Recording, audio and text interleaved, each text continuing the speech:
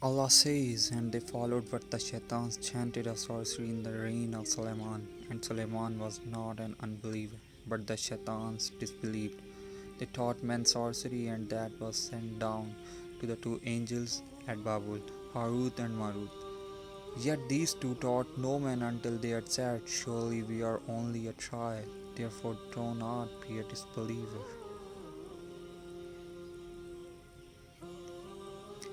Even then, men learned from these two magic by which they might cause a separation between a man and his wife, and they cannot hurt with it anyone except with Allah's permission, and they learned what harmed them and didn't profit them.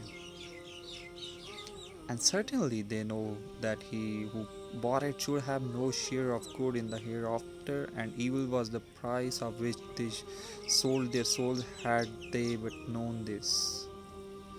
Shaitans used to teach magic that was sent down on two angels, Harut and Marut in Babylon, and these two taught no man until they had said, surely we are at a trial, therefore do not be a disbeliever. Even then, men learned from these two magic by which they might cause separation between a man and his wife. Ali ibn Ibrahim and Ayashi have in their tafsirs that every day and every night angels used to descend for taking up deeds of the middlemen.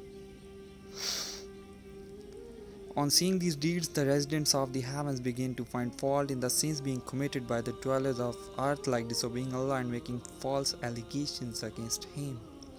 They used to say that Allah is high and above what the dwellers of the world say about Him. At last, a group of angels requested Allah, Nourisher, do you not frown upon your creations, who make false allegations against you and who disobey you, even though you have prohibited them from doing such things? O Lord, you tolerate them, even though all of them are in your control and are living a life of ease due to your bounties. So Allah will to show to the angels what is His perfect power and how He issues His commandments in the world of His creation, and to make to the angels aware of His blessings, as they have been created sinless, and He has made them distinct among His creations, and has made them ever obedient, and has not given them the power of sinning. So he said to the angels, select two beings from your community, so that I may send them to the earth and give them the nature of humans, and put in them desire for eating, drinking, and introduce yearnings in their minds like the children of Adam. Then I'll take a test of them in the matter of obedience and worship. The angels selected Harut and Marut from among them, as they were foremost in finding faults in humans and in asking for Allah's chastisement for the humans. Allah told them, now I have put all those desires and needs in you which I have created in man. Do not include anyone in worshipping me, do not commit adultery, and do not drink wine. Then he removed all curtains of the skies so that he may make his power visible to the angels. He sent those two angels on earth in the form of two handsome men and made them camp in Babylon.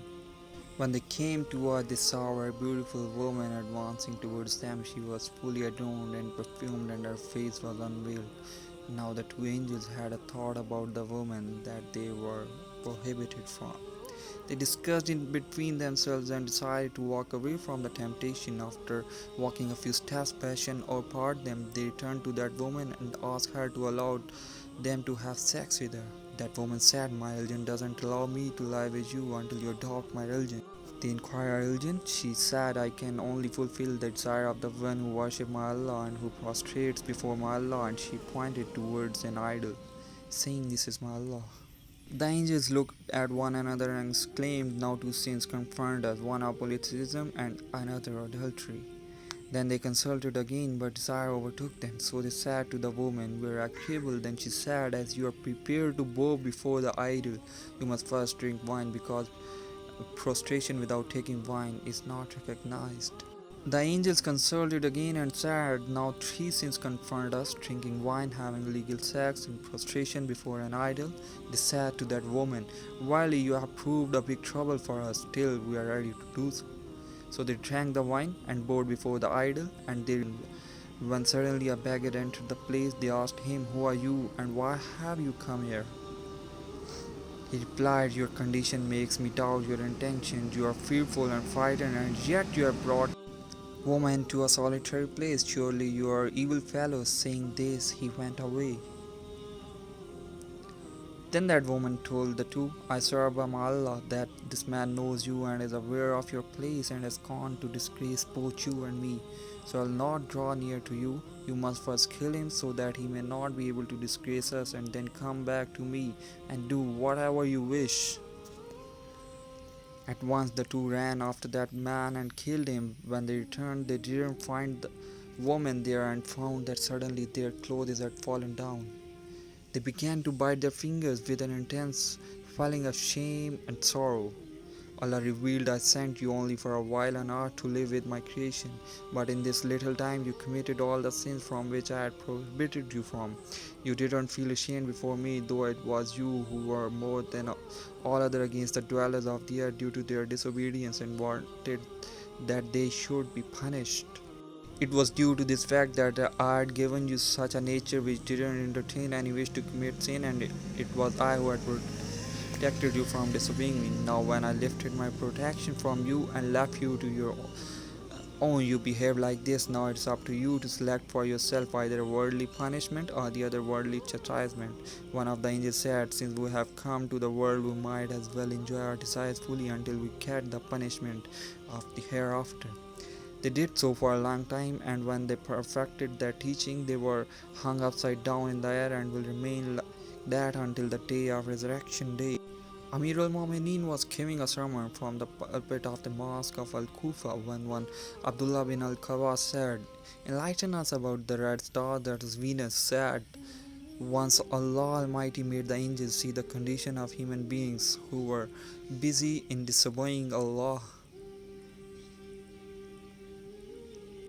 The angels named Harut and Marut said, these are the people whose great-grandfather Adam was the one whom you had created with your hand, and it was he to whom you had asked the angels to bow before. Now they are disobeying you like that. Allah replied, if I send you to in the earth with the awareness of passions and desires, you will also sin like them and disobey me. They claimed, by your honor, we will never disobey you. Allah entangled them in passions and desires like humans and sent them down on the earth with the order that they should never make anyone his partner, never kill anyone wrongfully, never indulge in adultery, and never drink wine. They then began to guide and direct people on the earth. This star was a very beautiful woman. She had gone to one of those two angels for obtaining some kind of decision. At the very first sight of her, that angel fell in love with her and told her that truth is with you, but only when you give me control over you. The woman promised to do so and fixed a time for them to meet. Then she went to the other angel.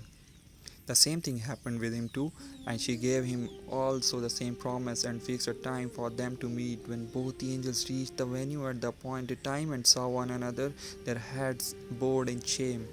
But soon decency went away from them. They said to one another, I have come here for the same purpose for which you have come. Both asked the woman to allow them to have sex with her. She made them prostrate before her idol, made them drink wine, got a beggar killed by them, and finally told them that she will not be pleased with them until they teach her the way of going up to the heaven. Now these two angels used to decide people's dispute during the day and go up to the heaven at night. They refused to teach the woman how to go to the heaven, and she in return didn't fulfill their desire. At last the angels agreed to the last wish of a woman also and taught her how to go up in the heavens. In order to experiment, she uttered the words taught by them and at once reached the heavens. While the two stood wide-eyed, Allah turned the woman into the form of a star. While explaining this verse, Imam al-Hasan al-Askari has said that Imam al-Sadiq said that after the time of Nuh, many people began to deceive others through magic. Allah sent two angels to the messenger of that time so that they knew what was magic and to explain to them why Allah has prohibited its use. Such thing is poisonous and therefore fatal, and that its effects can be removed through such and such medicine. As Allah Almighty says that Prophet asked those angels to appear like men and teach the people what Allah had shown them. So those two angels were teaching the people magic and the ways of making it ineffective. But before that, they would inform the people that we are means of test and trial for the slaves of Allah, so that they may obey Allah and nullify magic by what they learn, but not indulge in magic themselves and not become kafir by harming others. You are encouraging people by creating an impression that you are equal to Allah. Sad that the desires of magic learned the magic of Satan, which they had buried beneath the throne of Solomon, and attributed its magic to Solomon. By doing this, they were obtaining benefits from both the charms and from Harut and Marut. Through it, they started making conspiracies and mischief and causing conflicts and separations between people. They also indulged in backbiting. They would write things about a certain thing or person and then burn it at different places so that it would result in enmity or amity between the two parties. Allah says here that those who learn that thing cannot harm anyone except by Allah will, and those whom Allah left on his own, and had he wished he would have debarred him from his mercy due to that person's evil deeds, or if he willed he would have stopped them perforce.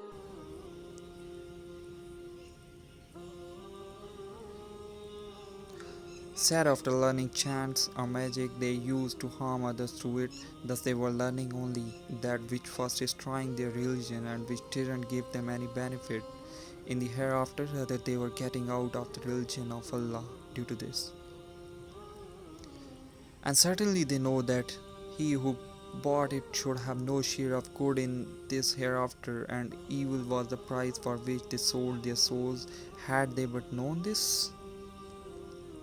Narrators of tradition said to Imam al-Hasan al-Askari that some people say that Harut and Marut were two angels whom Allah had selected when man indulged in extreme rebellion, that Allah sent those two angels with other angels, and that those two angels fell in love with Venus and desired to commit adultery with her. They drank wine, killed a man unlawfully, and therefore Allah has kept them chastised in Babylon.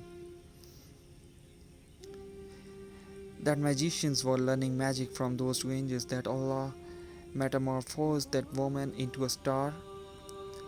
Imam said, I seek protection of Allah from such words because angels are sinless and have been saved from disbelief and evils by the grace of Allah, as Allah has said about them.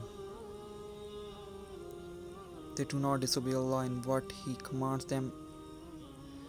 At another place He says that those who are near Allah, that is angels, do not feel proud in the matter of worshipping Allah, nor do they tire but remain engaged in hallowing and praising Him day and night without fatigue.